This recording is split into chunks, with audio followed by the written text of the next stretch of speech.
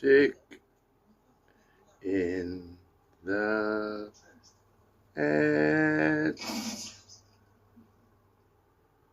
Tails.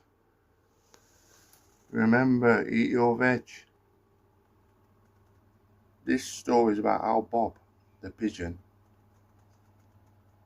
one of the clan of pigeons Trouble,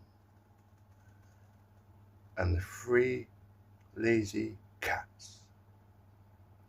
And the story begins with Bob, the pigeon that never, ever, ever says no.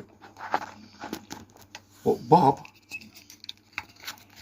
was such a nice person, such a nice bird. They'd do anything for anybody.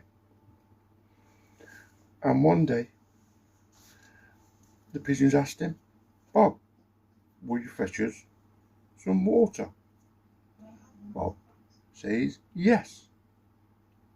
"Bob, will you try and see if there's any food for us to eat?" As Bob says, "Yes." "Bob, could you look around and see if there's a safe place for us to sleep tonight?" And Bob says, "Yes." When Bob was with the other pigeons in the big old oak tree, a pigeon called Trouble had just arrived back. But Trouble had seen a lot of food on the garden, but there were 3 cats asleep. Without telling Bob, Trouble said, "Bob, I've spotted some food on our garden. Would you like to go and see if it is still there?" As Bob always says, "Yes." Bob flew off. He flew for about half an hour.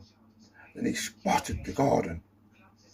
So Bob went down and landed on the garden for a rest and a little nibble.